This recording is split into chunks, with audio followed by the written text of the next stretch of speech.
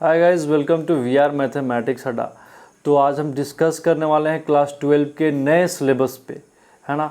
और मैं बात करूंगा कि किस टॉपिक से क्या हटाया गया है और क्या इम्पोर्टेंट होगा आपके लिए गाइस, और आप क्या करें इस सिचुएशन में। तो मुझे ये गाना याद आता है कि जिसका मुझे था इंतज़ार, वो घड़ी आ गई, है ना। इस चीज़ का हम लंबे टाइम से इंतज़ार कर रहे थे। हम सभी को पता था कि सिलेबस कम होना है, बट क्या कम होना है ये पता नहीं था और हम पढ़े जा रहे थे, है ना। तो फाइनली सीबीएसई ने डिस्क्लोज़ किया है। तो चलिए मैं चैप्टर बाय चैप्टर आपसे बात करता हूँ कि आपको इस सिचुएशन में अब क्या करना चाहिए। तो गाइस, सबसे पहला जो चैप्टर उन्होंने कम किया है वो रिलेशन एंड फंक्शन यूनिट 1 में उन्होंने कंपोजिट फंक्शन और इन्वर्स ऑफ फंक्शन को हटा दिया है। अब अगर आप ध्यान से इस बात को सोचेगा तो इस टॉपिक को हटाने से उनको कोई ख़ास फ़र्क पड़ता नहीं है, क्योंकि वैसे भी ये टॉपिक से बहुत कम ही नंबर के सवाल एग्ज़ाम में पूछे जाते थे। जो मेन टॉपिक हैं यहाँ पे 1 इंटू फंक्शन और मेनी वन फंक्शन, जहाँ से सवाल आते हैं रोमन डोमेन रेंज से जहाँ से सवाल आते हैं, वो सारे टॉपिक्स हैं। बट ये दो टॉपिक्स जिनसे वो सवाल पिछले कुछ सालों में पूछ भी नहीं रहे थे, उन्होंने हटा दिया। अब अगर आप इन्वर्स ट्रिग्नोमेट्रिक फंक्शन को देखें तो ग्राफ ऑफ इन्वर्स को हटाया है, जो कि वैसे भी यहाँ से सवाल बनता ही नहीं था। और दूसरा जो उन्होंने हटाया है एलिमेंट्री प्रॉपर्टीज से, इससे भी सवाल बनता ही नहीं था। अब अगर आप ध्यान से सोचें तो उन्होंने कोई ख़ास बदलाव किया नहीं है। ये यूनिट 1 के अंदर जो मेन चीज़ें थी वो अभी भी हैं। लेकिन जैसे ही मैं यूनिट 2 पे आऊँगा और आपसे बात करूँगा अपने मैट्रिसेस और डिटर्मिनेंट के बारे में, तो गाइज़ यहाँ पे सीबीएसई ने आपको बहुत बड़ा तोहफ़ा दिया है। तोहफ़ा ये है कि जो मेन टॉपिक जहाँ से यहाँ पे स्टूडेंट जहाँ फंसते थे इन चैप्टर्स में, उनको उन्होंने डायरेक्ट हटा दिया। मतलब ये हुआ कि इन टॉपिक से जो भी क्वेश्चंस आएगा उसमें तो कुछ दम ही नहीं है ना। वो तो आप ऐसे ही लगा लोगे। अब जैसे मैं अपना existence of non zero matrices whose product is zero matrix, या concept of elementary row and column operation, ये जो टॉपिक था ना गाइस, अच्छे स्टूडेंट को फंसाता था। और फिर अपना proof of uniqueness of inverse if it exist, तो ये भी एक अच्छा टॉपिक था जिसे हटा दिया गया। और मेन सबसे जो property of determinant, I mean determinant का अगर मैं बात करूँ तो ये बेसिक बेस था जो डिटर्मिनेंट को स्ट्रांग बनाता था, उसे हटा दिया। और ये यहाँ पे जो मोस्ट इम्पोर्टेंट टॉपिक था अपना, जहाँ से सवाल बनाते ही थे, वो consistency, inconsistency and number of solution, उसको भी हटा दिया। तो यूनिट 1 में कोई ख़ास बदलाव नहीं किया और आपको किसी भी तरह का तोहफ़ा तो नहीं दिया, बट यूनिट 2 में सारे कसर को उन्होंने पूरा कर दिया।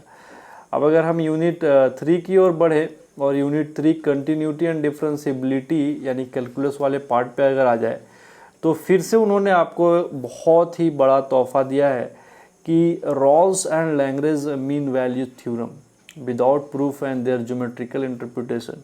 ये एक बहुत बड़ा टॉपिक था गाइस, जिसे उन्होंने चेंज कर दिया। और एप्लीकेशन ऑफ डेरिवेटिव, जहाँ पे rate of change of bodies, use of derivative in approximation, तो ये कोई ख़ास बदलाव मैं नहीं समझता हूँ, क्योंकि यहाँ पे जो एप्लीकेशन ऑफ डेरिवेटिव में जहाँ से सवाल बनता है वो है टेंजेंट एंड नॉर्मल, तो वो तो टॉपिक है। अब change rate of change of body से सवाल वैसे भी नहीं बनता था, तो कोई ख़ास यहाँ पे चेंजिंग नहीं है, और इसे मैं ख़ास चेंज नहीं बोलूँगा। तो अगर मैं आगे अगर थर्ड चैप्टर पे ले जाऊँ आपको और इंटीग्रेशन, तो इंटीग्रेशन में कोई ख़ास बदलाव नहीं है गाइस, है ना। अभी भी आपको पूरा डिफरेंशिएशन पढ़ना ही है, पूरा इंटीग्रेशन पढ़ना ही है। ये छोटा सा एक टॉपिक जिसे रिमूव कर दिया गया है, तो ये कोई ख़ास बदलाव मैं समझता नहीं हूँ। अपने डिफरेंशिएशन और इंटीग्रेशन आपको पूरा ही पढ़ना है। ये छोटा सा एक टॉपिक हटाने से कोई फ़र्क नहीं पड़ता है। और अगर आप आगे जाएंगे और देखेंगे एप्लीकेशन ऑफ इंटीग्रेशन को, तो area between any two above side curve, ये जो चीज़ है गाइज, ये मैं मानता हूँ कि एक अच्छा टॉपिक था, है ना। वैसे कोई ख़ास ओवरऑल ये ऐसा नहीं है कि उन्होंने बहुत बड़ा चेंज ला दिया, बट या अच्छा टॉपिक था। तो let us consider this as a good decision. Next differential equation में आ जाए तो यहाँ पे अच्छी खासी चेंजिंग की गई है कि formation of differential general solution is given. तो इसे हटाने से आप फंडा को समझिए कि इसे हटाने से ये नहीं हो गया कि आपको ये चैप्टर में को नहीं पढ़ना पड़ेगा, आपको पढ़ना तो पड़ेगा, एक टॉपिक हट गया यहाँ से और उससे कोई खास फर्क पड़ना नहीं है।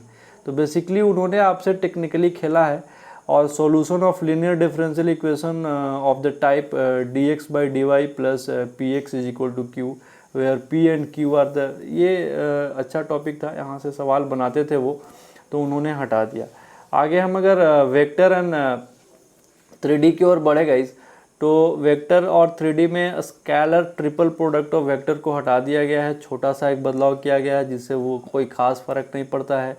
और अगर 3 डायमेंशन ज्योमेट्री जिसमें angles between two lines two, हाँ ये मैं मानता हूँ गाइस कि ये काफ़ी अच्छी बदलाव की गई है, काफ़ी अच्छी बदलाव की गई है, इसलिए क्योंकि यहाँ से वो क्वेश्चन बनाते थे, लेकिन 3D में अभी भी उनके पास बहुत सारे टॉपिक है जहाँ से वो सवाल बनाएंगे। और नेक्स्ट अगर लीनियर प्रोग्रामिंग है तो mathematical foundation of linear programming problems, कोई खास बदलाव नहीं है, अनबाउंडेड कोई, प्रोबेबिलिटी में mean and variance of random and binomial distribution को हटा दिया गया है। तो अगर गाइज मैं अगर क्लास 12 के आपसे एनालिसिस का बात करूँ, ओवरऑल सिलेबस का बात करूँ, तो वो आपके साथ कोई बड़ा बदलाव नहीं किए हैं, कोई बड़ी बदलाव नहीं है, मेरी विश्वास कीजिए इस बात को। अभी भी आपको हर सारी चीज़ें पढ़ना है, बस ये आप लोगों को इस तरह से चेंज किया गया है ताकि लगे कि CBSE ने सिलेबस को चेंज किया है। एक दो टॉपिक हटाने से कोई फ़र्क नहीं पड़ेगा। They have a lot to ask now also.